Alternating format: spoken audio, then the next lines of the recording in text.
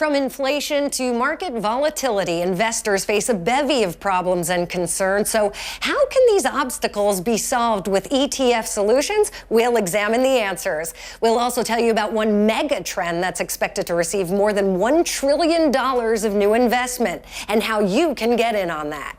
Paul Baiocchi with SS&C ALPS Advisors will be joining us right after this.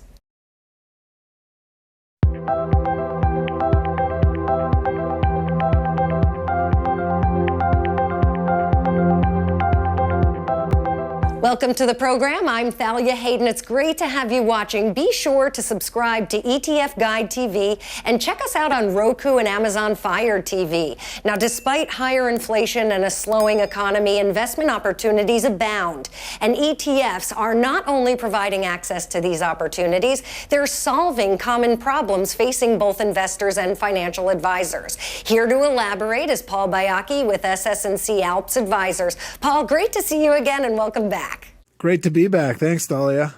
Yes, well, investors, along with financial advisors, face a slew of obstacles, as you know, and everyday concerns. And one of the unique aspects of your firm is how you organize your investment offerings as solutions to address things like inflation, volatility, alternative income, energy infrastructure, and clean energy. Can you tell us more about this?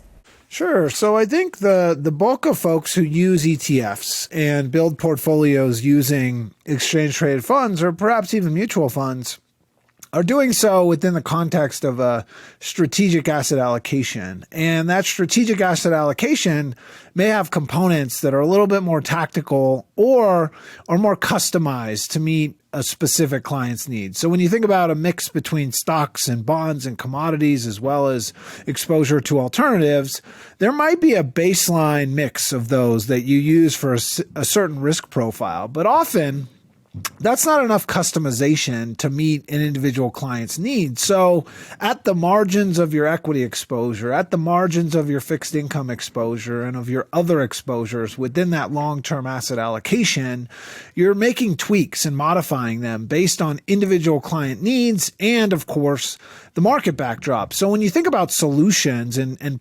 compiling ETFs, specifically SS&C ALPS ETFs, to effect solutions, that's where it comes in. It's not at the core of a portfolio because oftentimes investors are using broad market portfolios to get their core exposure. It's at the edges of their exposures that allow them to do certain things. So you talked about some of the solutions that we have, alternative income being one, volatility, mitigating inflation, the energy transition, energy infrastructure. These are all pockets of a portfolio that are solution-oriented, but are a mix of exposures to ultimately provide a solution. And the solution is to a problem that an advisor has on behalf of a client. So when you think about mitigating inflation, typically that means mixing and matching exposures in our ETFs to help offset the impact of inflation on a client portfolio in terms of income or alternative income. So not the typical sources of income. That's also a mix of energy infrastructure ETFs, the dogs of the Dow ETFs that SS&C ALPS has. So the idea is advisors have customizable solutions for clients, and they're looking for a mix of ETFs and exposures that provide them those solutions. And ALPS Advisors just happens to have a lineup that fits in that context. Makes sense. Now, here's one issue we want to dive into. According to industry estimates, over the next 7 years, an estimated $1.2 trillion is expected to be spent on developing and producing electric vehicles alone. Now, from mining and refining the raw materials to manufacturing the batteries, and the ALPS Clean Energy ETF is right in the middle of this mega trend. How does the fund work, and what type of investors does it appeal to?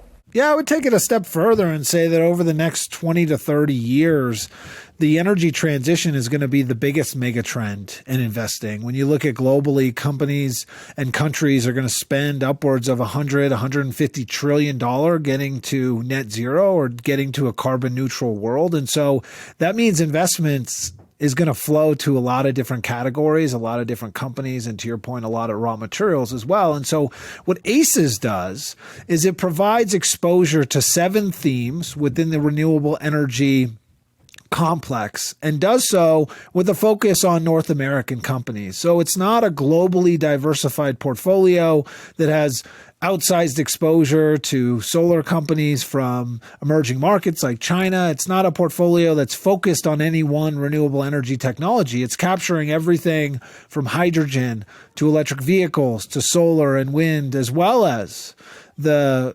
infrastructure needed to support electric vehicle adoption, whether that's battery storage technology, fuel cell technology, and the like. So ultimately, the point about ACEs that I think is important is it should be a part of an overall energy transition strategy. It's a really unique part of that strategy because it invests directly in companies at the cutting edge of renewable energy technologies, renewable energy investment, and renewable energy development. But alongside that, investors should build a textured mosaic of exposures to capture the true energy transition. So that actually might mean legacy pipeline companies like energy infrastructure companies and ENFR or AMLP. That might mean legacy energy companies that are in the S&P 500, like Exxon and Chevron within XLE. But it also probably means you need to figure out a way to get exposure to some of the inputs, the raw materials, whether that be a battery ETF that focuses on the raw materials that go into batteries, like the one recently launched by our partners at USCF, or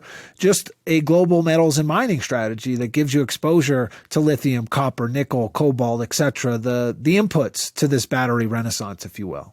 Makes sense. Now, let's shift gears a little bit. Higher interest rates are causing some parts of the real estate market to shake. According to Reuters, one of the biggest landlords in Los Angeles just defaulted on $755 million in loans for 2 skyscrapers as remote work keeps offices vacant. Now, unlike index-linked REIT ETFs, the ALPS Active REIT ETF can be selective with the real estate companies it chooses to own. Now, why do you think that's important in this type of climate? First and foremost, real estate enters 2023 in a really interesting position because, to your point, you've got these secular dynamics around the nature of work and the ongoing pivot toward hybrid work and what that means for office space. But if you look at real estate, it was one of the worst performing sectors in the S&P 500 in 2022. And at the same time, you had all of these investors trying to redeem their private real estate exposure and unable to do so in many cases. So you have this pent up demand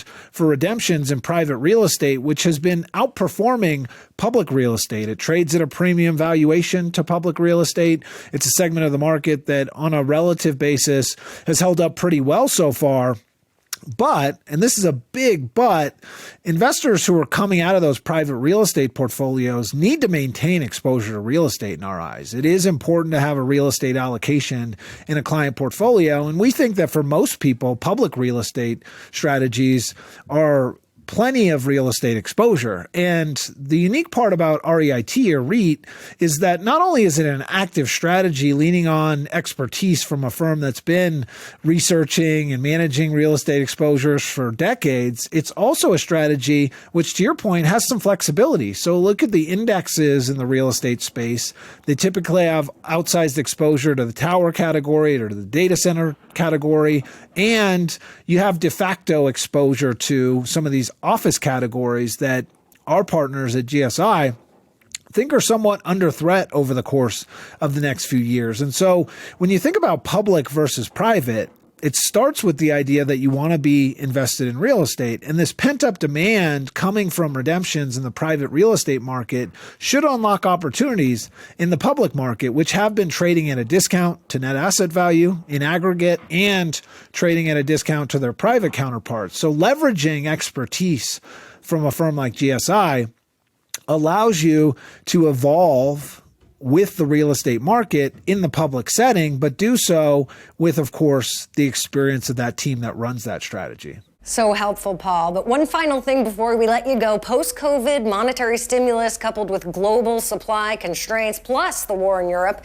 have contributed to the highest levels of inflation over the past 40 years. So what are a few ETF solutions for investors and advisors seeking to combat elevated inflation right now? Well, one of the ones we've been talking about the most, and we've talked about it on this program in the past, is ENFR and AMLP, our energy infrastructure strategies, because the unique thing about energy infrastructure is, first of all, it's a real asset. These are tangible pipeline storage and processing facilities that historically have done well on a relative basis in inflationary environments, but also many of the companies in these portfolios have inflation escalators built into their contract, and it's typically tied to something like PPI for finished goods with an adjustment. And that means that these companies have some inflation protection embedded in their revenue stream as a result of FERC regulation in some of these contracts and inflation escalators embedded in them. So that is one strategy to get exposure to a segment of the market, energy, which historically